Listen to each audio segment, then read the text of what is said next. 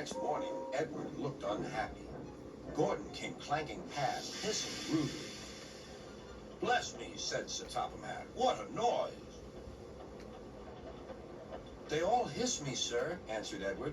"They say tender engines don't shunt, and last night they said I have gray wheels. I haven't, have I, sir?" "No, Edward, you have nice blue ones, and I'm proud of you. Tender engines do shunt, but all the same, we do need another tank engine here." He went to a workshop and they showed him all sorts of engines.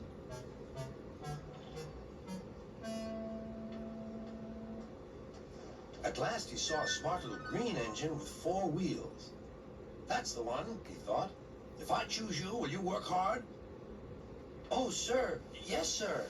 "That's a good engine. I'll call you Percy." "Yes, sir. Thank you, sir."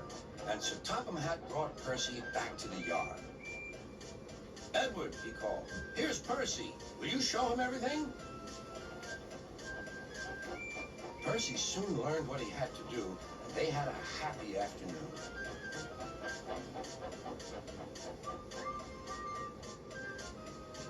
Then Henry came by, hissing as usual. "Wheesh!" went Percy. Henry jumped and ran back to the shed.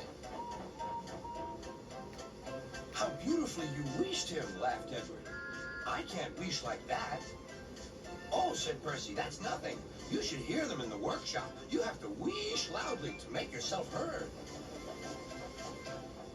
Next morning, Thomas arrived. "Sir Topham Hatt sent for me. I expect he wants help," he said to Edward. "Shh, shh, here he comes," replied Edward. "Well done, Thomas. You've been quick. Listen, Henry, Gordon, and James are sulking. They say they won't shunt like little tank engines.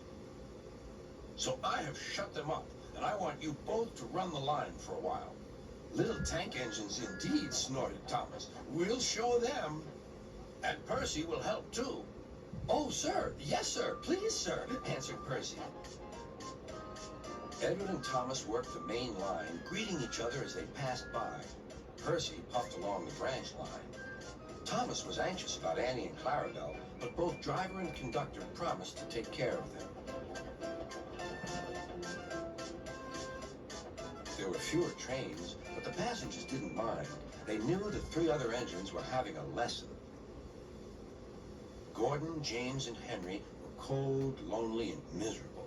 They wished now they hadn't been so silly.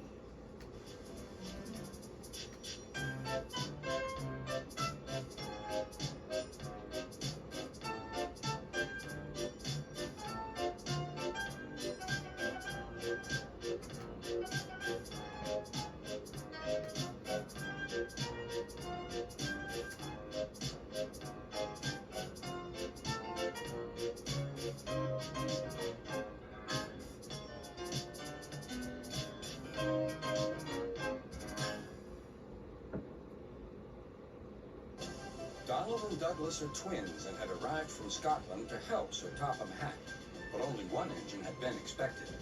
The twins meant well, but did cause confusion.